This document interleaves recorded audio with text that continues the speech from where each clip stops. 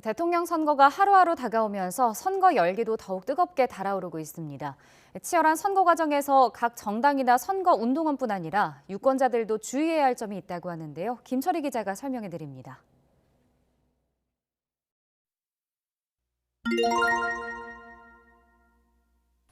투표율이 다가올수록 치열해지고 있는 대통령 선거. 유력 후보들 간 신경전이 고조된 탓인지 최근 전국적으로 선거 벽보 훼손 범죄도 끊이질 않고 있습니다. 경찰이 수사 중인 선거 사범도 명예훼손 사건이 가장 많긴 하지만 선거가 다가올수록 벽보 훼손 사건이 증가하는 추세입니다. 선거 벽보를 훼손하는 방식도 다양해서 특정 후보의 벽보만 골라가며 낙서를 하는가 하면 라이터로 벽보에 불을 붙이기도 하고 손이나 발, 심지어 손톱깎이를 이용해 벽보를 훼손하기도 했습니다. 사소한 일처럼 여길 수도 있지만 대통령 후보 관련 정보가 담긴 선거 벽보를 훼손하는 건 명백한 범죄입니다.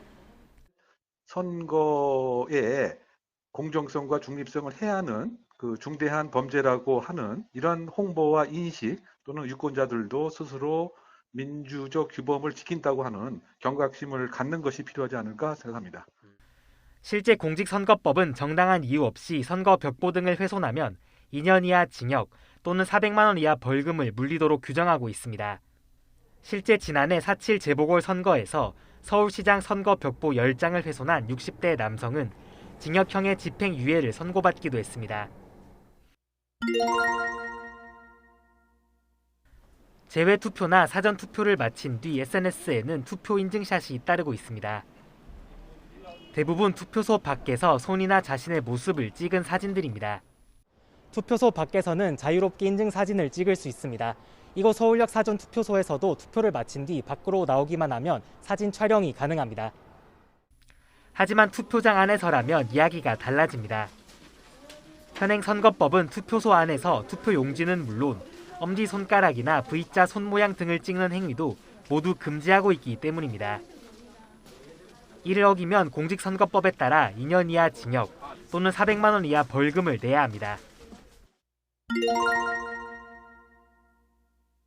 주의할 점은 또 있습니다. 우선 선거 기간에는 피켓 등을 이용해 1인 시위는 하지 않는 게 좋습니다. 선거 180일 전부터 선거일까지 선거에 영향을 미치려는 목적의 광고물은 설치나 게시가 금지되기 때문입니다.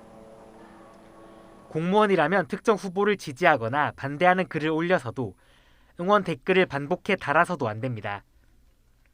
허위 사실을 공표해 후보자를 비방한 경우 역시 처벌 대상이니 주의해야겠습니다. YTN 김철입니다.